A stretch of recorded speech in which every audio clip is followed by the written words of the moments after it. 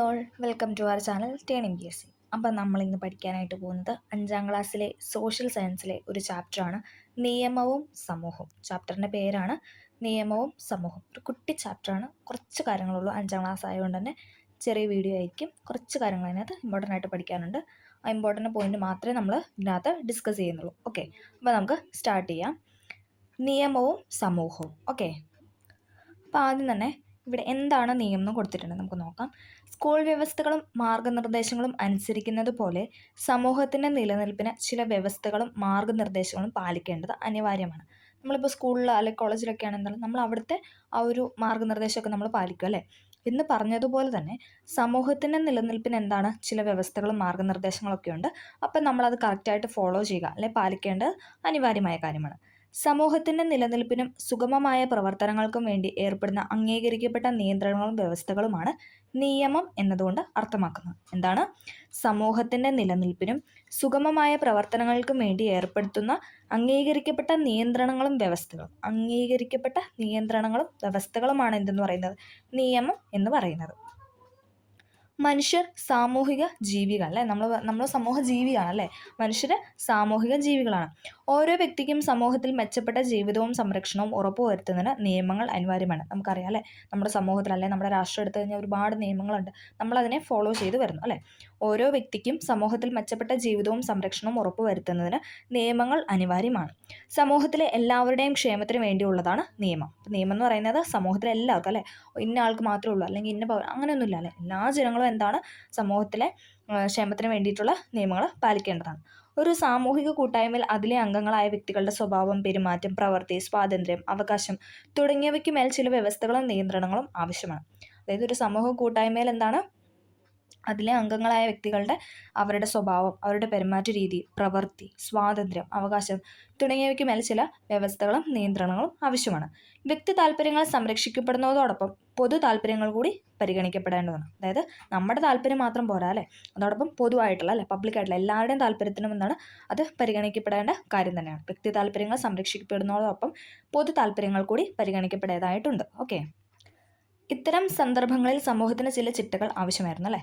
ഇത്തരം സന്ദർഭങ്ങളിൽ എന്താണ് അങ്ങനെ ഒരു, അതായത് പൊതു താല്പര്യം വേണം, അതുപോലെ തന്നെ വ്യക്തി താല്പര്യമൊക്കെ വേണമെങ്കിൽ കുറച്ച് നിയമങ്ങളൊക്കെ വേണം അല്ലേ. ഈ ധർമ്മമാണ് നിയമങ്ങൾ നിർവഹിക്കുന്നത്. ഓക്കെ, നിയമങ്ങൾ പാലിക്കപ്പെടാതിരുന്നാൽ സംഘർഷങ്ങൾ ഉണ്ടാകും അല്ലേ. നമുക്കറിയാം ഇപ്പോൾ എന്തെങ്കിലും ഒരു കൂട്ടായ്മയിൽ ഒരു നിയമം പാലിക്കില്ലെന്ന് ഉറപ്പായിട്ട് അവിടെ ഒരു വഴക്ക് അല്ലെങ്കിൽ ഒരു സംഘർഷം ഉണ്ടാകും അല്ലേ. ഇത് സമൂഹത്തിൻ്റെ നിലനിൽപ്പിനെ അപകടത്തിലാക്കുന്നു. പിന്നെ എന്താണ് ആ ഒരു ഒത്തൊരുമ ഇല്ലാതായി പോകുന്നു അല്ലേ. ഒരാൾക്ക് എല്ലാവർക്കും പല അഭിപ്രായം വന്നാൽ അതൊരു സംഘർഷ രൂപേണ ആയിക്കഴിഞ്ഞാൽ എന്താണ് അവിടെ ഒരു ഒത്തൊരുമ ഇല്ലാതെ അതിൻ്റെ ആ ഒരു സംഘത്തിൻ്റെ നിലനിൽപ്പ് അപകടത്തിലാകുന്നു. അതിനാൽ നിയമലംഘനം ശിക്ഷാർഹമാണ്. നമ്മൾ പറയാറുണ്ടല്ലേ, നിയമത്തെ ലംഘിച്ചാൽ എന്താണ് നമുക്ക് ശിക്ഷ ലഭിക്കുക അല്ലേ. നിയമലംഘനം എന്നത് ശിക്ഷാർഹമാണ്. ഒന്നും കൂടെ പറയാം, നിയമങ്ങൾ പാലിക്കപ്പെടാതിരുന്നാൽ സംഘർഷങ്ങൾ ഉണ്ടാകുന്നു. ഇത് സമൂഹത്തിൻ്റെ നിലനിൽപ്പിനെ അപകടത്തിലാക്കുന്നു. അതിനാൽ നിയമലംഘനം ശിക്ഷാർഹമാണ്. ഓക്കെ, നിയമങ്ങൾ പ്രധാനമായും 2 രീതിയിലാണ് രൂപപ്പെടുന്നത്. സാമൂഹിക വഴക്കുകളിൽ കൂടി രൂപപ്പെടുന്ന നിയമങ്ങൾ, അതേപോലെ തന്നെ വ്യവസ്ഥാപിതമായ സംവിധാനങ്ങൾ വഴി രൂപപ്പെടുന്നു. ഒന്നുണ്ട് സാമൂഹിക വഴക്കങ്ങളിൽ കൂടെ രൂപപ്പെടുന്നു അല്ലേ, സാമൂഹിക വഴക്കങ്ങളിൽ കൂടെ രൂപപ്പെടുന്നു, അതോടൊപ്പം വ്യവസ്ഥാപിതമായ സംവിധാനങ്ങൾ കൂടി രൂപപ്പെടുന്നു.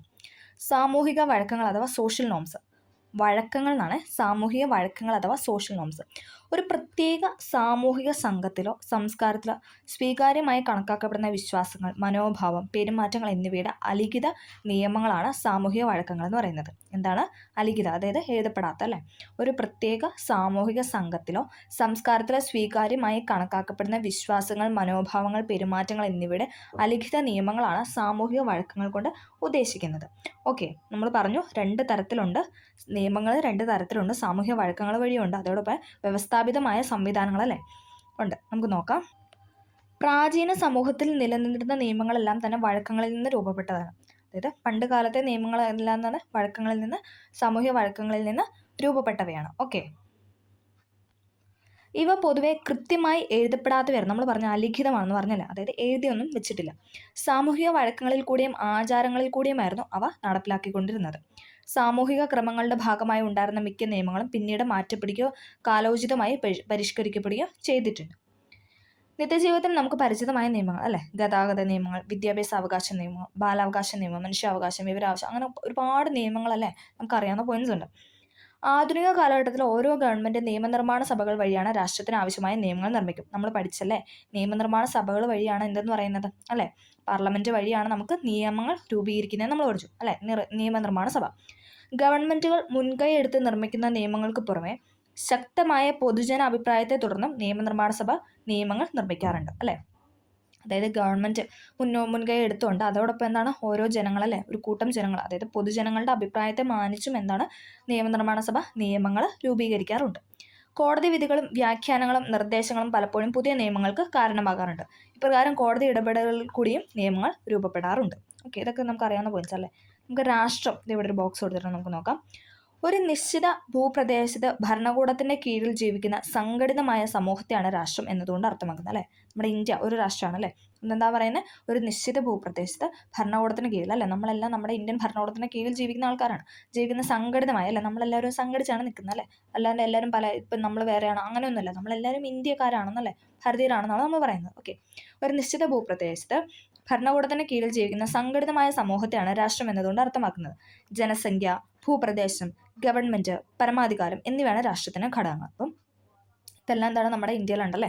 അപ്പം രാഷ്ട്രത്തിൻ്റെ ഘടകങ്ങളാണ് പറഞ്ഞത് ഏതൊക്കെയാണ്, ജനസംഖ്യ അല്ലെ പോപ്പുലേഷൻ, ഭൂപ്രദേശം, ഗവൺമെൻറ്, പരമാധികാരം എന്നിവയാണ് രാഷ്ട്രത്തിൻ്റെ ഘടകങ്ങൾ എന്ന് പറയുന്നത്. ഓക്കെ, ക്ലിയർ അല്ലേ. നമ്മൾ പറഞ്ഞു നിയമനിർമ്മാണ സഭ അല്ലേ, കോടതികൾ വഴിയുണ്ട്, ഇന്ത്യൻ പാർലമെൻറ്റ് കൊടുത്തിട്ടുണ്ട്, പിന്നെ എന്താണ് കേരള നിയമനിർമ്മാണ സഭയും കൊടുത്തിട്ടുണ്ട്, പിക്ചർ കൊടുത്തിട്ടുണ്ട്. ഓക്കെ, കുട്ടികൾക്ക് ജസ്റ്റ് മനസ്സിലാക്കാനായിട്ട് 2 പിക്ചർ കൊടുത്തിട്ടുണ്ട്. നിയമനിർമ്മാണ സഭയുണ്ട്, അതുപോലെ തന്നെ ഇന്ത്യൻ പാർലമെൻറ്റും ഉണ്ട്. ഓക്കെ, ഇവിടെ കുറച്ച് പിക്ചർ കൊടുത്തിട്ടുണ്ട് അല്ലേ. ഗതാഗതത്തിൻ്റെ അല്ലേ, നമ്മുടെ ഗതാഗത സംരക്ഷണവുമായി, അതായത് റോഡ് ഗതാഗതവുമായി ബന്ധപ്പെട്ട കുറച്ച് പിക്ചറാണ് ഇവിടെ കൊടുത്തിട്ടുള്ളത് അല്ലേ. കുട്ടികൾ പോകുന്ന സീബ്ര ലൈന് അല്ലേ, പിന്നെ സൈക്കിൾ യാത്രികർ പാടില്ല, നടന്നു പോകണം, അങ്ങനെ അല്ലേ, എല്ലാം കുറേ കാര്യങ്ങൾ ഇവിടെ കൊടുത്തിട്ടുണ്ട്. ഓക്കെ, ഇത്തരം അടയാളങ്ങൾ സൂചിപ്പിക്കുന്ന നിയമങ്ങൾ ദൈനംദിന ജീവിതത്തിൽ പാലിക്കേണ്ടത് അനിവാര്യമാണ്. റോഡ് ഗതാഗതം സുഗമവും അപകടരഹിതവുമാക്കുന്നതിന് വേണ്ടി ആവിഷ്കരിച്ചിട്ടുള്ള നിയമങ്ങളാണ് റോഡ് സുരക്ഷാ നിയമങ്ങൾ അല്ലേ. അതാണ് ഈ പിക്ചർ കൊടുത്തിട്ടുള്ളത്.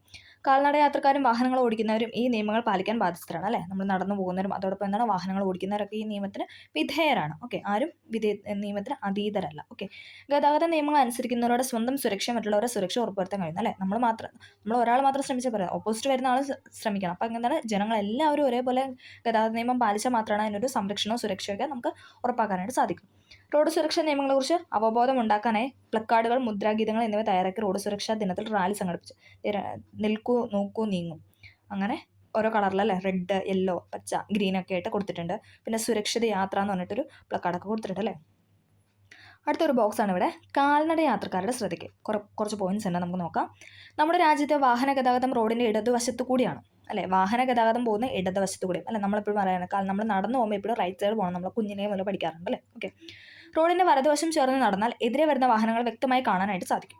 ഇടതുവശത്തു കൂടിയാണ് നടക്കുന്നതെങ്കിൽ പിന്നിലോട് വരുന്ന വാഹനങ്ങൾ നാം കാണുന്നില്ല. ഇത് അപകട സാധ്യത വർദ്ധിപ്പിക്കുന്നു. അതുകൊണ്ടാണ് എന്തെന്ന് പറയുന്നത്, നടന്നു പോകുന്നവരെപ്പോഴും റൈറ്റ് സൈഡ് അല്ലേ, നമ്മളെപ്പോഴും റൈറ്റ് സൈഡിൽ കൂടെ പോകണം. വാഹനങ്ങൾ വരുന്നത് ഇടതുവശത്തു കൂടെയാണ്, അപ്പോൾ നമുക്ക് കാണാനായിട്ട് സാധിക്കും. ഒന്നാമത്തെ പോയിന്റ്. രണ്ടാമത്തെ പോയിന്റ്, റോഡിൻ്റെ വശത്ത് നടപ്പാത ഉണ്ടെങ്കിൽ അതിലൂടെ നടക്കുക. അതായത് നമുക്കറിയാം അല്ലേ, റോഡിൽ നടപ്പാത, അതായത് നടക്കാൻ വേണ്ടിയിട്ട് ഒരു പാത ഉണ്ടാവും. അതെന്ന് പറഞ്ഞാൽ നമ്മൾ നടക്കാൻ വേണ്ടിയിട്ട് യൂസ് ചെയ്യേണ്ട പാതയാണ്. റോഡിൻ്റെ വശത്ത് നടപ്പാത ഉണ്ടെങ്കിൽ അതിലൂടെ നടക്കുക. നടപ്പാതകളില്ല എങ്കിൽ റോഡിൻ്റെ വലതുവശം ചേർന്ന് മാത്രം നടക്കുക. നടപ്പാത ചില റോഡിലൊന്നും നടപ്പാത ഇല്ല അല്ലേ, വലിയ വലിയ ഹൈവേ അങ്ങനെയുള്ള റോഡിലൊക്കെ നടപ്പാതയുണ്ട്. ഇനി ഇൻ കേസ് നടപ്പാത ഇല്ലാതെ വന്നാൽ നമ്മൾ എന്താണ്, വലതുവശം ചേർന്ന് നന്നായിട്ട് ചേർന്ന് നടക്കുക. ഓക്കെ, 2 പേരിൽ കൂടുതൽ വശം ചേർന്ന് നടക്കുക അല്ലേ. കൂട്ടം കൂടിയൊന്നും നടക്കാൻ പാടില്ല, അപ്പോഴത്തേക്കും നമ്മൾ ആ വലതുവശം കഴിഞ്ഞ് നമ്മൾ നടക്കോട്ട് വരും, അപ്പോൾ വാഹനങ്ങൾ പോകുന്ന വഴിയോ. അതുകൊണ്ടാണ് കൂട്ടം കൂടി റോഡിൽ കൂടെ നടക്കരുതെന്ന് പറയുന്നത്. കാൽനടയാത്ര നിരോധിച്ചിട്ടുള്ള സ്ഥലങ്ങളിലൂടെ കാൽനടയാത്ര പാടില്ല അല്ലെ. ചില സ്ഥലത്തൊക്കെ കാൽനടയാത്ര പാടില്ല എന്ന് പറഞ്ഞിട്ട്, കാരണം വാഹനങ്ങൾ ചീറിപ്പാഞ്ഞ് വരുന്നതുകൊണ്ടാണ് അങ്ങനെ. കാൽനടയാത്ര നിരോധിച്ചിട്ടുള്ള സ്ഥലങ്ങളിലൂടെ എന്താണ്, കാൽനടയാത്ര പാടില്ല. മൊബൈൽ ഫോൺ, ഹെഡ്സെറ്റ് എന്നിവ ഉപയോഗിച്ചുകൊണ്ട് റോഡിൽ കൂടെ നടക്കരുത് അല്ലേ. നമുക്കറിയാം, നമ്മൾ ഹോൺ അടിച്ചാൽ അല്ലെങ്കിൽ എന്തെങ്കിലും സൗണ്ട് കേട്ടാൽ നമ്മൾ അറിയത്തില്ല. അതുകൊണ്ടാണ് എന്തെന്ന് പറയുന്നത്, ഫോൺ യൂസ് ചെയ്യരുത്, ഹെഡ്സെറ്റ് ഒന്നും ഉപയോഗിച്ചുകൊണ്ട് നമ്മൾ റോഡിൽ കൂടെ നടക്കരുതെന്ന് പറയുന്നത്. ഇതൊക്കെ നമുക്ക് അറിയാവുന്ന പോയിന്റ്സ് ആണ്, എന്നാലും പറഞ്ഞു എന്നേ ഉള്ളൂ. അപ്പം കുറച്ചും കൂടെ നമുക്ക് ഓർമ്മയിൽ നമുക്ക് ഇപ്പം സ്റ്റേറ്റ്മെൻ്റ് ആയിട്ടൊക്കെ വന്നാൽ നമുക്ക് പെട്ടെന്ന് എഴുതാനായിട്ട് സാധിക്കും. ഓക്കെ, ആദ്യം വലതുവശത്തേക്കും പിന്നീട് ഇടതുവശത്തേക്കും നോക്കി വാഹനങ്ങളില്ലെന്ന് ഉറപ്പുവരുത്തി മാത്രം റോഡ് മുറിച്ച് കടക്കുക. അപ്പം റോഡ് ക്രോസ് ചെയ്യേണ്ട കാര്യങ്ങളാണ്, ഒന്നെങ്കിൽ ആദ്യം വലതുവശത്തോട് നോക്കണം, അവിടെ വാഹനങ്ങൾ വരുന്നില്ല. അതേപോലെ തന്നെ ഇടതുവശത്ത് നോക്കി വാഹനം വരുന്നില്ല എന്ന് ഉറപ്പാക്കിയിട്ട് മാത്രമാണ് നമ്മൾ റോഡ് ക്രോസ് ചെയ്യാനായിട്ട് പാടുള്ളൂ. സീബ്ര ക്രോസിങ്ങിലുള്ള സ്ഥലങ്ങളിൽ അതിലൂടെ മാത്രം റോഡ് മുറിച്ചെടുക്കുക. അപ്പോൾ സീബ്ര ക്രോസിംഗ് എന്താണ്, നമുക്ക് കാൽനടയാത്രക്കാർക്ക് വേണ്ടിയിട്ടുള്ളതല്ലേ. ഓക്കെ, ഇതൊക്കെ അറിയാവുന്ന പോയിന്റ്സ് തന്നെ വായിച്ചു കൊടുക്കണം. ഓക്കെ, സിഗ്നലിലുള്ള ഇടങ്ങളിൽ കാൽനടയാത്രകൾ കടന്നു പോകാനുള്ള പച്ച വെളിച്ചം, അതായത് ഗ്രീൻ ലൈറ്റ് അല്ലേ, ഗ്രീൻ ലൈറ്റ് തെളിയുന്നത് വരെ എന്താണ്, കാത്തു നിൽക്കണം. കാൽനടയാത്രക്കാർക്കായി നിർമ്മിക്കപ്പെട്ടിരിക്കുന്ന മേൽപ്പാലങ്ങൾ, അതായത് ഫുട് ഓവർ ബ്രിഡ്ജ് അല്ലേ, പിന്നെ സ്കൈ വാക്ക്, ഭൂഗർഭ പാതകൾ എന്നിവ ഉണ്ടെങ്കിൽ അത് ഉപയോഗിക്കും. ഓക്കെ, ഇത്രയും കാര്യങ്ങളാണ് പറഞ്ഞത്.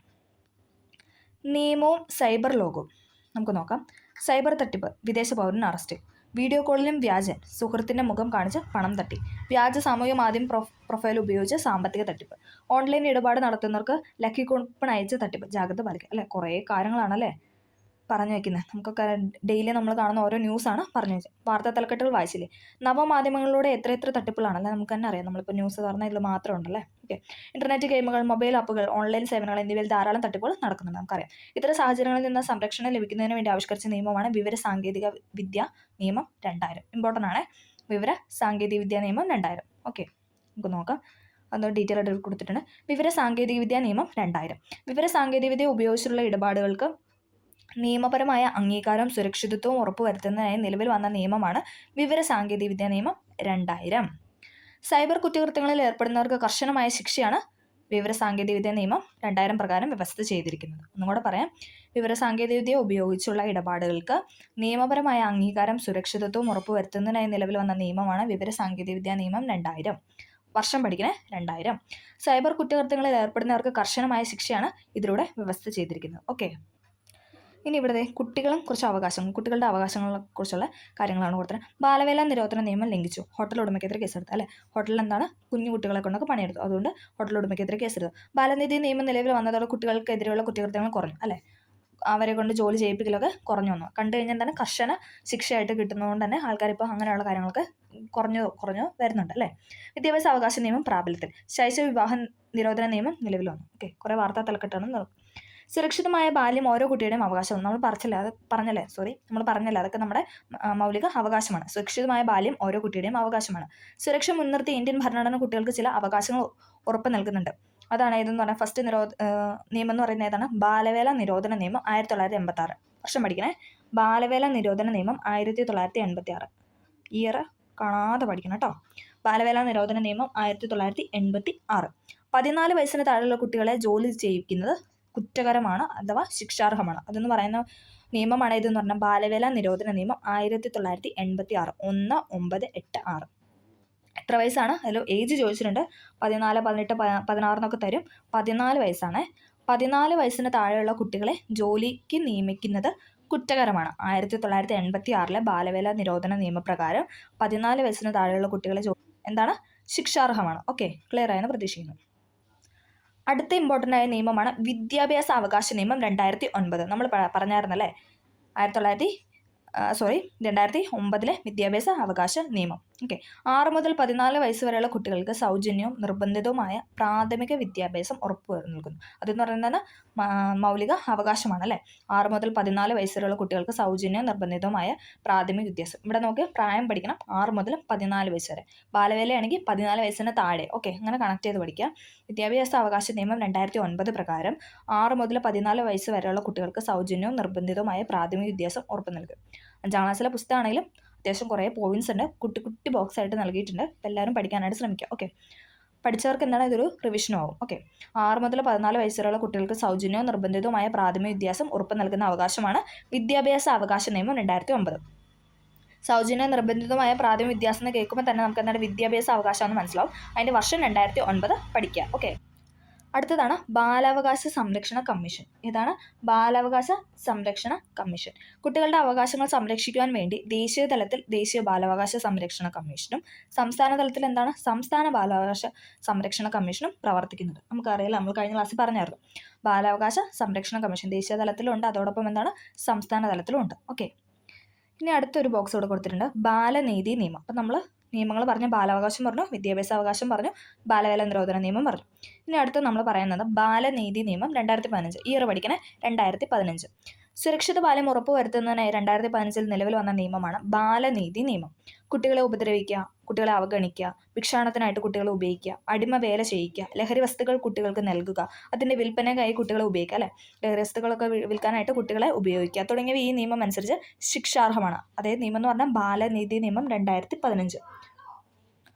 ബാലനീതി നിയമം 2015 പ്രകാരം എന്തൊക്കെയാണ്, കുട്ടികളെ ഉപദ്രവിക്കുന്നതും, കുട്ടികളെ അവഗണിക്കുക, കുട്ടികളെ ഭിക്ഷാടനത്തിനായി ഉപയോഗിക്കുക, അടിമ വേല ചെയ്യുക, ലഹരി വസ്തുക്കൾ കുട്ടികൾക്ക് നൽകുക, കുട്ടികളെ അതിൻ്റെ ലഹരി വസ്തുക്കളുടെ വിൽപ്പനയ്ക്കായിട്ട് കുട്ടികളെ ഉപയോഗിക്കുക, ഇതൊക്കെ എന്തെന്ന് പറഞ്ഞാൽ ബാലനീതി നിയമം 2015 പ്രകാരം ശിക്ഷാർഹമാണ്. ഇത്തരം അവകാശ ലംഘനങ്ങൾ ഉണ്ടായാൽ സംസ്ഥാന ബാലാവകാശ സംരക്ഷണ കമ്മീഷനെ സമീപിക്കാവുന്നതാണ് അല്ലേ. നമ്മുടെ സമൂഹത്തിൽ എന്തെങ്കിലും ഇങ്ങനെയുള്ള കാര്യങ്ങളൊക്കെ കണ്ടു കഴിഞ്ഞാൽ നമുക്ക് നേരിട്ട് സംസ്ഥാന ബാലാവകാശ സംരക്ഷണ കമ്മീഷനെ സമീപിച്ച് കാര്യങ്ങൾ രേഖപ്പെടുത്താവുന്നതാണ്. ഓക്കെ, ക്ലിയർ ആയെന്ന് പ്രതീക്ഷിക്കുന്നു. ബാലനീതി നിയമം 2015. അപ്പോൾ നമ്മൾ കുറച്ച് നിയമങ്ങളാണ് ഈ ചാപ്റ്ററിലൂടെ പഠിക്കുന്നത്. അതുകൊണ്ടാണ് 5ാം ക്ലാസ്സിലാണെങ്കിൽ ഈ ചാപ്റ്റർ സെലക്ട് ചെയ്തത്, കാരണം നമുക്കിതൊക്കെ PYK ചോദിച്ചിട്ടുണ്ട്. ഓക്കെ, അപ്പോൾ ബാലനീതി നിയമം 2015 വീണ്ടും വീണ്ടും പറയുന്നത് നിങ്ങൾ ഓരോ തവണ കേൾക്കുന്നതനുസരിച്ച് പഠിക്കാൻ വേണ്ടിയിട്ടാണ്. ഓക്കെ, ഇനി ഇവിടുത്തെ 2 ഡേറ്റ് കൊടുത്തിട്ടുണ്ട്, ഇമ്പോർട്ടൻ്റ് ആണ്, ചോദിച്ചിട്ടുണ്ട്.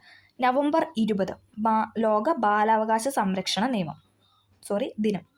നവംബർ 20 എന്ന് പറഞ്ഞാൽ ലോക ബാലാവകാശ സംരക്ഷണ ദിനമാണ്, ഇമ്പോർട്ടൻ്റ് ആണ്, ചോദിച്ചിട്ടുണ്ട്. ഇനി ജൂൺ 12 എന്നാ ബാലവേല വിരുദ്ധ ദിനമാണ്. നമ്മൾ പറഞ്ഞായിരുന്നു ബാലവേല എന്ന് പറഞ്ഞാൽ ശിക്ഷാർഹമാണെന്ന് പറഞ്ഞല്ലേ. അപ്പോൾ ബാലവേല വിരുദ്ധ ദിനമാണ് ജൂൺ 12 എന്ന് പറയുന്നത്. ബാലവേല വിരുദ്ധ ദിനമാണ് ജൂൺ 12. ഇനി ലോക ബാലാവകാശ സംരക്ഷിക്കുന്ന ദിനം ജൂൺ കൂടെ കഴിഞ്ഞ് നവംബറിലാണ്. ഓക്കെ, നവംബർ 20, ജൂൺ 12 രണ്ടും മറന്നു പോകാതെ പഠിക്കുക. നവംബർ 20 എന്ന് പറയുന്നത് ലോക ബാലാവകാശ സംരക്ഷണ ദിനവും ബാലവേല വിരുദ്ധ ദിനമാണ് ജൂൺ 12. ഇനി ചൈൽഡ് ഹെൽപ്പ് ലൈൻ നമ്പർ പറഞ്ഞിട്ടുണ്ട് 19 തൊട്ട്. നമ്മൾ കഴിഞ്ഞ ക്ലാസ് പറഞ്ഞല്ലേ 10, then 9, 8 അല്ലേ. 10 നിന്ന് 1 വർഷം 9, 9 നിന്ന് 1 വർഷം 8 അല്ലേ. അപ്പം 10, 9, 8 പഠിക്കുക. ചൈൽഡ് ഹെൽപ്പ് ലൈൻ നമ്പർ കുട്ടികൾക്ക് എളുപ്പത്തിൽ ഓർക്കാൻ വേണ്ടിയിട്ടാണ് അങ്ങനെ ഒരു ഡിജിറ്റ് കൊടുത്തേക്കുന്നത് അല്ലേ. 10, 9, 8. അപ്പോൾ നമ്മൾ 3 നമ്പേഴ്സാണ് പറഞ്ഞത്. നവംബർ 20 എന്ന് പറഞ്ഞു കഴിഞ്ഞാൽ ലോക ബാലാവകാശ സംരക്ഷണ ദിനം. ജൂൺ 12 ലോക ബാലവേല വിരുദ്ധ ദിനം. ഇനി ചൈൽഡ് ഹെൽപ്പ് ലൈൻ നമ്പറാണ് 10, 9, 8. ഈ 10, 9, 8 കഴിഞ്ഞ ദിവസത്തെ ഒരു എക്സാമിലും കണ്ടായിരുന്നേ.